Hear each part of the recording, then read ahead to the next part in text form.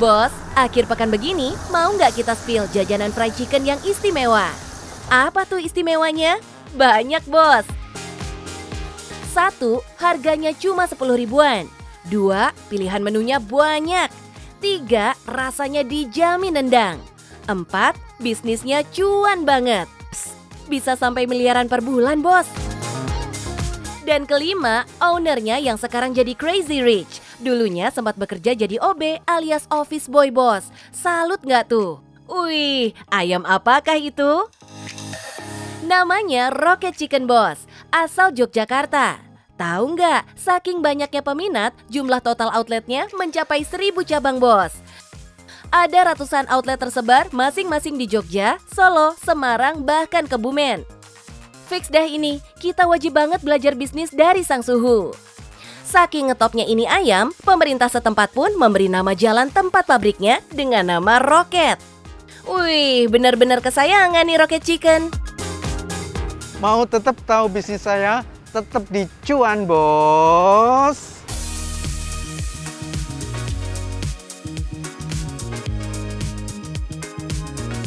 Percaya nggak, Bos? Rocket Chicken ini sudah punya lebih dari 1000 outlet. Sistemnya pakai sistem franchise alias waralaba.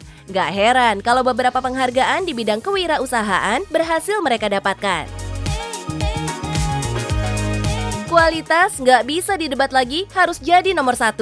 Makanya, untuk memenuhi kebutuhan ayam segar dengan skala besar, Pak Nurul bekerja sama dengan 3 rumah pemotongan ayam yang dijamin higienis dan halal. Puluhan ribu potong ayam ludes setiap hari. Kebayangkan berapa banyak bumbu yang harus disiapkan? Setelah ayam-ayam dipotong sesuai ukuran, mereka lalu direndam dalam racikan bumbu khusus. Istilahnya dimarinasi, Bos. Baru deh, ayam berbumbu ini didistribusikan ke berbagai outlet. Jadi rasanya pasti standar nih enaknya. Gak beda-beda tiap outletnya. Ini nih keunggulan waralaba dibanding buka cabang, Bos. Kualitasnya dijamin terjaga karena diproduksi oleh tangan yang sama. Nah, ini bos. Bosku pokoknya harus mencoba ayam Rocket Chicken dimanapun. Ini adalah bumbu racikan saya bersama istri tercinta saya. Lucunya, saat outlet pertamanya dibuka, Pak Nurul nggak punya modal sama sekali, Bos. Ia cuma punya ide dan konsep, tapi super pede buka franchise. Lah kok ternyata sukses besar, walaupun awalnya agak gelagapan. Hoki emang nggak kemana ya, Bos? Deadline saya buka itu tanggal 20. Apapun yang terjadi saya buka. Ternyata mau buka, itu ayamnya hitam banget.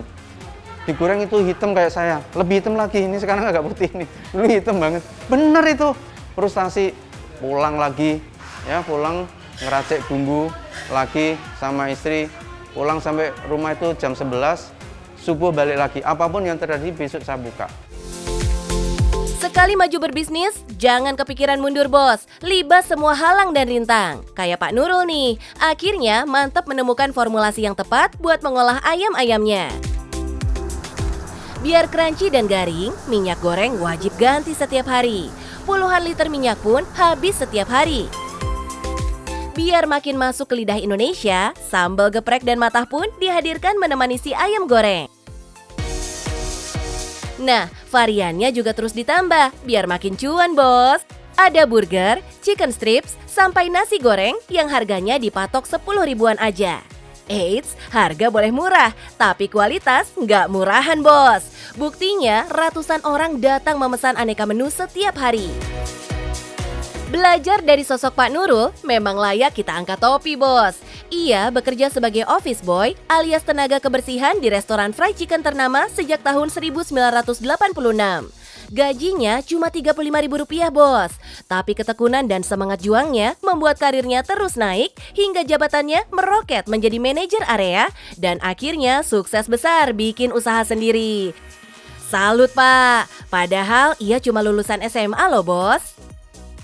Tanya dia, Mas yang punya siapa? Saya. Mana mungkin, yang punya Rocket udah banyak banget kok masih ngepel, masih clear up. Lah apa salahnya? Ini kan kerjaan saya. Kita harus rawat, kita harus pupuk, kita harus bina, ya kan? Kita harus berikan sentuhan kasih sayang. Kan nggak mungkin restoran itu hanya diperas terus tanpa kasih sayang, dia kan nggak akan memberikan ke kita gitu. Sungkem Pak, salut banget deh kita. Tapi gimana ceritanya sih Pak sampai jalan ini dinamai Jalan Roket? Ulang tahun, kalau nggak salah ulang tahun yang kedua, itu dihadirin Pak Camat. Mas Nurul, saya doakan Roket Chicken besar di sini. Bisa menciptakan lapangan kerja sebanyak-banyaknya. Jalan ini, pintu masuk ini, kalau perlu bikinin baliho yang besar. Roket Chicken. Nama adalah doa. Bener kan? Bisnis ini akhirnya meroket. Cuannya melejit. Kita hitung yuk bos. Taruhlah per satu outlet laku sekitar 250 porsi ayam. Kita kalikan harga terendah aja, Rp10.000. Artinya sehari bisa menghasilkan 2,5 juta per outlet. Artinya sebulan bisa bawa pulang 75 juta rupiah bos. Itu baru dari satu outlet loh bos. Coba aja kalikan 1000 outlet yang tersebar di mana-mana. Sesek nih kita ngitungnya. Hitung sendiri aja ya bos. Hebatnya, Pak Nurul nggak pernah lupa kesuksesannya juga datang dari kinerja orang-orang kepercayaannya yang bekerja penuh dedikasi. Makanya buat karyawan yang terus bertahan selama 12 tahun terakhir, hadiah rumah dan umroh sudah menanti. Wah, jadi ikutan terharu saya Pak. Satu lagi bos, 90% pegawai Pak Nurul adalah lulusan SMA seperti dirinya. Ia ingin membuat mereka yang tak bisa kuliah tetap bisa menghasilkan rezeki dan merasakan kesuksesan. Hiks, terharu lagi kan Pak? Nah, biar nggak kalah dalam persaingan ketat bisnis ayam goreng tepung, Roket Chicken rajin berinovasi setiap 6 bulan sekali bos. Menunya tuh ada aja yang baru. Yang teranyar ada mie instan geprek nih. Kita tunggu launchingnya ya bos. Atau sekalian aja deh ikut ambil waralabanya biar ikut ngicip cuannya. Bos, saya mendirikan Roket Chicken ini tanpa modal sama sekali. Setelah saya tekunin, saya jalanin, hasilnya tentunya cuan bos. Roket Chicken pasti bisa.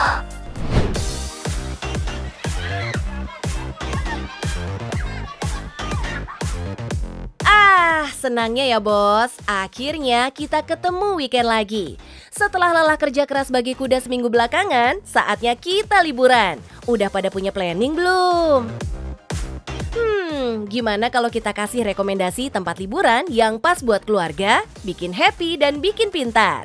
Kenapa? Karena si kecil bisa sekalian belajar dan berinteraksi bareng aneka satwa yang unyu-unyu. Ini dia nih, Kuntum Farmfield. Nah, mumpung kita di sini, sekalian aja yuk kita kenalan sama ownernya. Sekaligus belajar gimana cara running bisnis wisatanya. Mau tahu lebih lanjut mengenai bisnis Kuntum? Ikutin saya di acara Cuan Bos.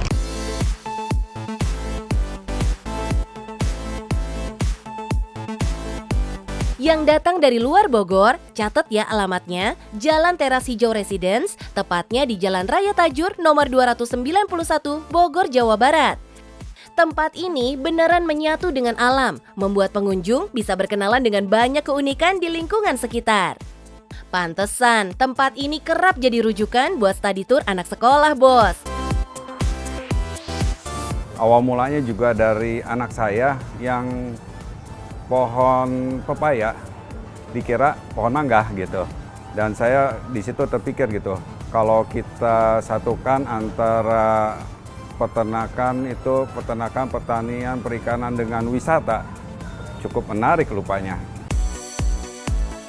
Di sini, si kecil bisa mengikuti banyak banget aktivitas bos. Bapak ibunya boleh juga loh kalau mau ikutan. Jangan cuma bagian bayar doang Pak Bu.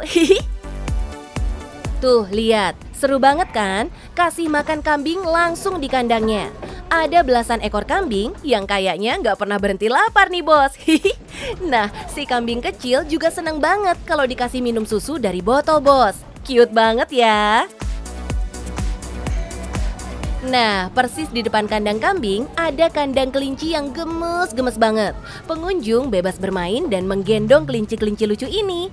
Duh, puas-puasin main di sini ya, Dek, karena kelincinya nggak boleh dibawa pulang. Nah, biar makin akrab dengan satwa, para pengunjung juga bisa mencoba mengendarai kuda. Ditemani petugas, kita bisa berkeliling memutari lapangan sambil belajar juga cara mengendalikan kekang biar kuda melaju sesuai perintah kita.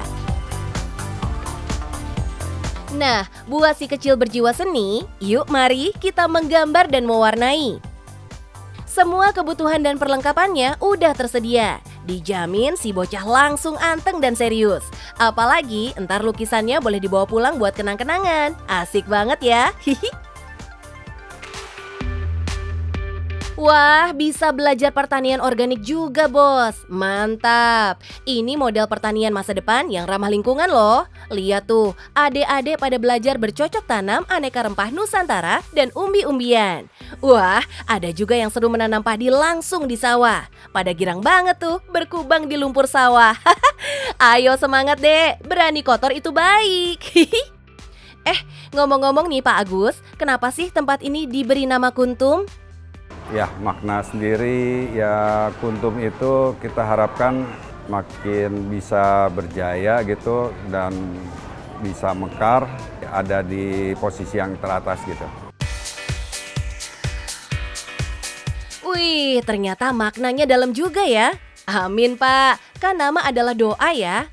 Nah, gak cuma jeli mengendus peluang bisnis, salah satu poin sukses bisnis wisata adalah 3L, yaitu lokasi, lokasi, dan lokasi, Bos. Kalau salah pilih lokasi, ia bisa beda banget hasil yang didapat. Tapi, hasil secakep ini adalah buah dari perjalanan panjang, Bos. Masa-masa sulit juga dihadapi Pak Agus di awal tahun 2002. Ia sempat rugi besar sampai terlilit utang. Untuk tahun 2002, pemasukan itu kira-kira 200-an, sekitar 100, 150 dan kita rugi gitu. Dan 2015 kita sudah bisa bayar hutang-hutang kita. Nah, memang Bos, kunci sukses yaitu kudu semangat dan pantang menyerah. Memang terdengar klise, tapi itu faktanya Bos. Kalau nggak bermental Superman, bisa jadi bisnis udah gulung tikar Bos. Ih, amit-amit ya Pak. Hasilnya bisa dilihat Bos, si Kuntum pun makin mekar. Sukses melewati masa kritisnya, melejit Bos. Ya, antara 1,5 gitu ya. 1,5 sampai 2 gitu. Iya, miliar. Namanya aja farm field ya Bos, duit pun berdatangan. Gak cuma dari tiket masuk dan wahana, tapi juga dari penjualan hasil pertanian dan peternakannya. Gak cuma itu, para kolektor tanaman hias juga bisa menambah koleksinya di sini. Karena jenis tanaman hias yang lagi tren tersedia lengkap, siap dipinang dan dibawa pulang. Tapi Bos, berbisnis agroedukasi begini banyak syaratnya Bos. Terutama untuk menjaga kesehatan satwa yang akan berinteraksi dengan pengunjung. Pertama, pengelola harus memastikan punya sumber air dan pakan yang cukup buat satwanya. Kedua, punya kandang yang memadai, mulai dari kandang pemeliharaan, kandang karantina, sampai kandang pengembang biakan. Terus yang terpenting, tenaga kerja profesional yang jagoan mengurus satwa dan kebun, mulai dari dokter hewan, perawat, pakar tanaman, hingga petugas keamanannya. Dan terakhir, wajib kudu harus punya izin resmi usaha ya Bos, nggak bisa tidak ini.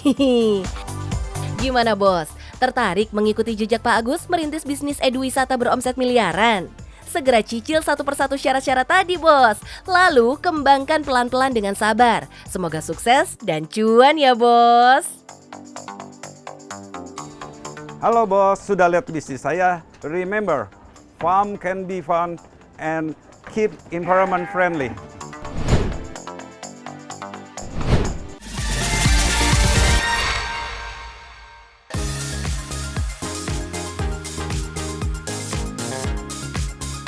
Bos, makanan apa yang kalau ketemu lauk apa aja rasanya tetap nendang? Yes, sambal. Warga plus 62 mah belum anteng rasanya di meja makan kalau makan belum ada sambalnya. Sambal tuh emang enak sih, tapi bikinnya yang agak PR. Ya nggak Bos? Perlu aneka bahan, ulekan, cobek, dan kawan-kawannya. Tapi sekarang nggak usah bingung, sambal kemasan yang praktis dan awet siap datang menyelamatkan. Makin jos karena si sambal udah ada isian lauknya. Top banget nggak tuh? Gegara sambal lauk kemasan ini pula, seorang anak muda terendus kebanjiran cuan, bos. Haha. Halo bos, saya Karel, owner dari Ulek ID. Penasaran dengan seberapa pedesnya cuan dari ibu saya? Ikuti terus di Cuan Bos.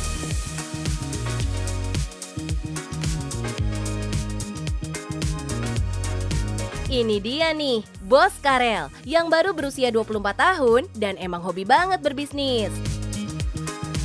Ia bahkan memutuskan resign dari kantornya di tahun 2020 dan mulai coba-coba buka bisnis. Walaupun awalnya gagal semua, bos. Dulu memang pernah sempat kerja kantoran juga, terus akhirnya tertarik untuk buka bisnis dan memang udah coba banyak bisnis, banyak banget udah dicoba, tapi semuanya nggak ada yang works kan. Udah berkali-kali gagal usaha, masih ditambah lagi bisnis resto orang tua Karel terpaksa gulung tikar gara-gara pandemi. Tapi mental bajanya lah yang akhirnya menyelamatkan Karel, bos. Saat ia membulatkan tekad bikin sambal lauk kemasan resep original dari sang ibunda. Lihat aja tagline-nya, seenak ulekan mama di rumah. Beneran bawa hoki loh. Terbukti sejauh ini udah 15.000 pak sambal Ulek ID habis disikat pembeli, bos. Oh iya, mama kan rasa masakannya tuh enak gitu, udah terbukti juga karena punya banyak langganan juga dulu kan. Terus pikir kayak, apa ya kira-kira yang kita bisa jual tanpa harus kita buka restoran lagi, karena restoran kan modalnya besar banget, sedangkan kita waktu itu modalnya sangat terbatas. Jadi kita kepikiran, oh iya kenapa kita nggak coba kita bikin sambal gitu. Dengan modal 10 jutaan, Karel pun mantap melangkah ke bisnis sambal ulekan, bos. Kuy, kita intip dapur pembuatannya, bos. Tuh, berember-ember cabe udah pada kumpul, siap diolah nih. Semuanya segar dan baru dibeli dari pasar induk, bos. Dalam sehari, 30 kilo cabe hijau dan 50 kilo cabe merah siap memanaskan acara makan Anda, bos. Haha. Nih bos, sehari kita ngabisin 80 kilo cabe buat 500 toples lebih. Biasanya kita campur cabe keriting merah sama cabe rawit merah ini supaya kepedesannya ini bisa ngulek nih dari netizen dah. Buat kalian yang mau cobain bisa langsung kesini aja.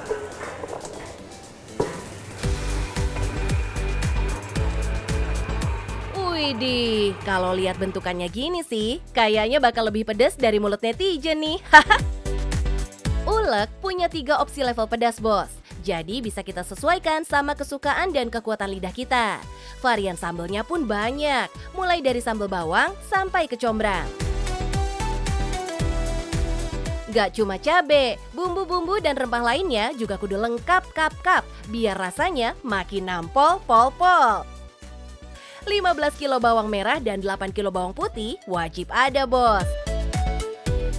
Jangan lupa juga sereh, kecombrang, dan kemangi, biar sambelnya makin sedap. Kalau sudah lengkap begini, terus masak deh di kuali. Minyaknya juga kudu berlimpah, bos. Sekali masak, antara 750 sampai 1000 liter minyak bisa habis, bos. Nah, biar makan makin seru, Ulek juga menyediakan lauk, sahabat baiknya si nasi hangat kita nih, bos. Wih, menu lauk siap sajinya banyak banget, bos. Mulai dari cumi sampai sei sapi ada semua. Ini nih yang paling dicari. Si cumi cabai hijau ini, bos, sebulan bisa sampai 3.000 botol ludes. Nah, di varian lauk, kadar sambalnya hanya 30%, bos. 70%-nya penuh sesak sama lauk pilihan tadi. Ini sih bener-bener lapar to the rescue, bos. Tinggal buka, tuang, santap, praktis, dan endul. Kalau mau awet, bagusnya simpan sambal ulek di dalam kulkas, bos. Bisa sampai 3 bulan ketahanannya. Nah, kalau di suhu ruangan, cuma tahan 2 minggu ya. Pengen tahu harganya? Nih, kita spill. Antara 29 sampai 52 ribu rupiah. Ini udah harga margin tertinggi, bos. Jadi buat reseller, aman banget kalau ada kenaikan harga bahan. Cuman ya, laba terpaksa harus ditekan deh. Harga udah dihitung yang paling pas. Kemasannya juga nggak boleh lupa. Kudu warna-warni, biar pembeli gampang kepincut. Terus doer buat yang suka pedas dan pedas aja yang nggak terlalu suka pedas. Jadi Abis itu, pemasaran bos. Nggak boleh lupa nih, ujung tombak kesuksesan bisnis memang ada pada marketingnya. Semua sambal buatan Karel ini dijual online ya bos. So, media sosial yang jadi tulang punggung promosinya. Biar makin nampol, sejumlah nama besar influencer dunia maya ikut dilibatkan bos. Biar pembeli makin menyemut.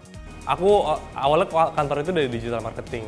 Jadi aku tipe orang yang rela untuk keluar banyak budget marketing untuk ngegedein si brandnya. Jadi memang awal tuh kita bener-bener marketingnya gede, tapi kita jadinya nggak profit, jadinya nombok terus. Kenapa aku memutuskan untuk bertahan? Karena aku percaya sama produknya. Tuh bos, kita emang harus percaya diri saat memutuskan masuk ke rimba dunia bisnis bos. Pelan-pelan pasti akan kelihatan kok hasilnya. Kayak sambalnya Karel ini nih, sekarang udah sampai Papua loh langganannya. Jadi cuannya pasti gurih pedes dong ya. Spill dong kak. Kita sebulan sekarang sekitar mungkin 400-500 juta. Pengsan bos. Modal 10 juta, baliknya sampai 500 miliar. Maknyos banget ini. Dengan hasil yang kinclong begini, Karel pun berhasil membuktikan kepada kedua orang tuanya yang sempat ragu apalagi setelah usaha restonya bangkrut. Mantap kali, salut kita pada anak muda model begini ya bos.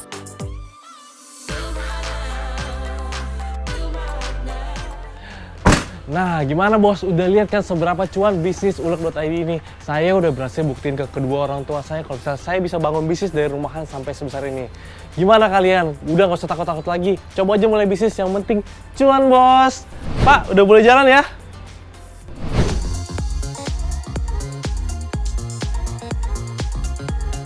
Gemes nggak sih lihat si Bani ini lagi ngumpul rame-rame gini? Udah bulunya lembut, wajahnya imut banget, bikin kita jatuh sayang. Cocuit. Makin sayanglah kita, karena si gemas ini bisa mendatangkan cuan sampai puluhan juta rupiah per bulan. Wih, yuk deh kita kenalan dengan sosok dokter gigi yang ternyata malah sukses beternak kelinci hias. Awal mulai saya memulai usaha ini dari hobi loh, dan malah sekarang menghasilkan cuan yang cukup fantastis. Mau tahu seberapa banyak cuannya? Tetap di Cuan Bos.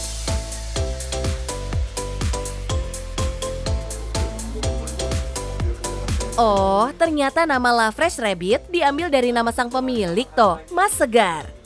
Harapannya sih biar kelinci dan cuannya selalu tumbuh dengan fresh dan segar, bos.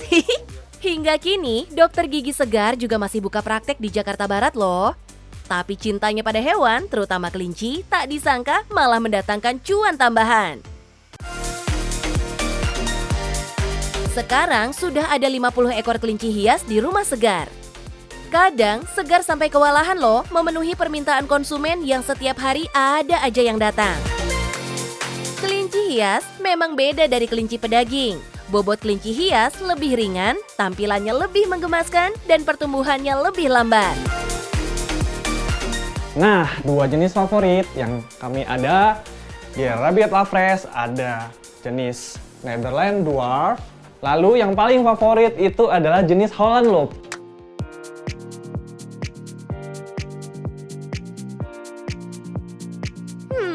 Kelinci-kelinci bule ini bisa laku sampai 40 ekor loh sebulannya. Padahal bos, harganya lumayan mahal.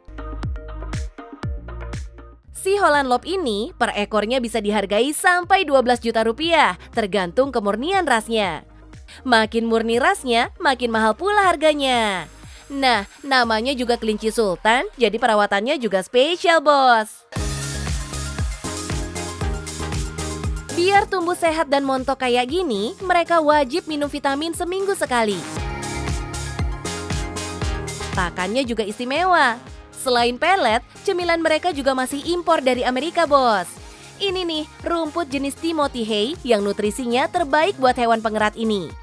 Sebulan, mereka bisa habis sekarung, bos. Bos, tahu nggak? Ternyata kebiasaan kita ngasih makan sayuran segar untuk kelinci malah buruk pengaruhnya buat kesehatan mereka loh. Kelinci itu kalian taunya kan rata-rata pasti makannya wortel, ya kangkung, dan lain sebagainya. Padahal bukan loh, mereka itu makannya 80% itu adalah rumput kering atau sebutan lainnya Timothy hay. Ya itu 80% ya, makanya kenapa mungkin sobat-sobat yang lain itu pada pelihara cepat mati. Satu dari sana, pakannya sudah salah. Ternyata rumput kering lah yang bikin kelinci kita panjang umur, bos. Bisa sampai 12 tahun loh kalau kita benar ngerawatnya. Selain makanan, perhatikan juga masa kawin kelinci. Masa mengandung si mama kelinci sekitar 1 bulan, bos. Setelah baby kelinci lahir, ada masa emas yang nggak boleh kita sela, bos. Kelinci harus menyusu pada induknya antara 40 hingga 45 hari agar kekebalan tubuhnya terbentuk sempurna. Itu pula yang membuat Segar baru mau menjual kelincinya saat berusia 2,5 bulan, biar kelincinya benar-benar kuat dulu sebelum berpindah tangan. Terus nih, kalau kita mau beli kelinci, apa sih ciri-ciri kelinci yang sehat, Mas Segar? Nah, ciri-ciri kelinci yang sehat adalah nafsu makannya baik dan yang pasti pergerakannya juga aktif. Tuh, kalau kelinci Anda kelihatan mager dan nafsu makannya buruk, coba cek ke dokter, bos. Siapa tahu dia lagi sakit. Nah, selain karena lucu dan gemasnya, ternyata ada orang yang jatuh cinta pada kelinci karena hal lainnya. Apaan tuh? Katanya kelinci itu tidak ada suaranya, makanya mereka lebih cenderung untuk memilih kelinci. Nah, itu bos. Buat Anda yang suka ketenangan, cocok banget deh bersantai ditemani kelinci. Dijamin lelah letih lesu sepulang dari kantor hilang tuntas kalau main bareng si lucu yang cerdas ini. Jadi kelinci ini hewan yang sangat pintar loh. Iya, dia sangat pintar. Dia bisa kenal dengan ownernya, dia bisa berinteraksi dengan kita. Lalu dia itu juga bisa diajarin trik. Wih, ternyata kelinci nggak kalah pinter sama anjing dan kucing, bos. Jadi penasaran, Mas, berapa nih omset per bulannya? Omset itu paling kecil rata-rata per bulan di 30 itu kalau lagi ya kecil-kecil banget, lagi sepi lah. Tapi kalau memang kita lagi nge-boom banget itu di atas 50 sampai ratusan sih. Wih, kelincinya sih imut-imut, tapi cuannya amit-amit bikin ngiler, bos. Cuan juga datang dari hasil penjualan aneka baju dan aksesoris kelinci yang semuanya impor seharga 150 ribuan. Aduh Bani, genit banget sih kamu, nggak mau kalah sama kita nih. Harus selalu tampil modis dan mempesona. Kalau udah dandan cantik, saatnya foto. Widih, mereka ini eksis banget di medsos loh, bos. Sekalian bantuin Pak Dokter promosi ya, Ci. Satu lagi yang istimewa, Mas Segar selalu memantau kondisi kelincinya meski sudah ikut keluarga baru. Jadi bisa sekalian konsultasi kalau ada masalah. Emang jiwa dokter melekat kuat ya, harus update terus kondisi pasien. Tapi ini nih yang bikin hubungan dengan konsumen selalu bagus, terus jadi langganan deh. Gimana bos, pengen jajal ternak kelinci hias juga? Mulai aja yuk beli indukan. Terus belajar deh gimana caranya ternak bareng Mas Segar. Nah, udah lihat kan La Fresh Rabbit hobi kalau ditekuni bisa menghasilkan cuan loh. Cuan bos. Kok, ambil paket kok. Oh iya pak.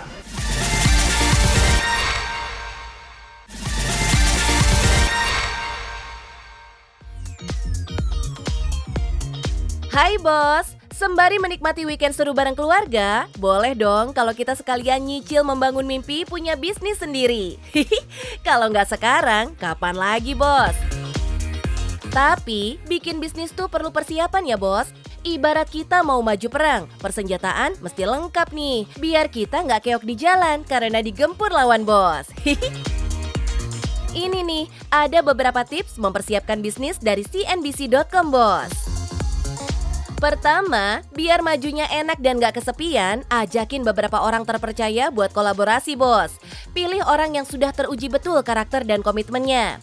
Keluarga atau pasangan bisa jadi pilihan bos. Sahabat dekat juga boleh, asalkan niat benar-benar buat maju bareng nih ya. Terus, usahakan untuk memilih partner kerja dalam jumlah ganjil bos. Bukan karena alasan mistis loh ini. Jumlah partner ganjil bisa bermanfaat ketika terjadi perbedaan pendapat bos. Kita jadi punya mediator, sehingga beda ide nggak akan berlanjut menjadi konflik yang makin panas. jadi cepet damai gitu bos. Yang terpenting, kembangkan dan perbaiki terus kualitas barang atau jasa yang mau kita tawarkan ke pasar bos. Review produk minimal rutin dilakukan antara 3 sampai 6 bulan sekali, biar kualitasnya tetap terjaga sesuai standar kita bos. Jangan sampai konsumen kabur karena kita lalai memantau dagangan ya bos. Oh iya, riset juga penting banget bos, buat memicu kreativitas kita dalam melakukan inovasi. Pantau terus tuh tren dan kebutuhan terkini pasar, mulai dari inovasi produk sampai terobosan marketing, biar konsumen tetap puas dan makin setia deh jadi pelanggan kita bos. Yang terakhir, tapi sangat menentukan adalah laporan keuangan yang rapi bos. Jangan sampai ada salah hitung ya, apalagi kalau sudah menyangkut kepentingan pembayaran pada pihak lain. Waduh, bisa bahaya bos. Keuangan internal juga wajib dijagain, biar nggak boros. Intinya, jaga aliran uang biar tetap efektif dan efisien bos. Gitu deh, kalau semuanya udah disiapkan, jalan ke depannya juga lebih enak kan? Lebih enteng dan gak deg-degan menghadapi berbagai tantangan. Yang penting, pastikan bisnis kita selalu cuan bos. Sampai jumpa!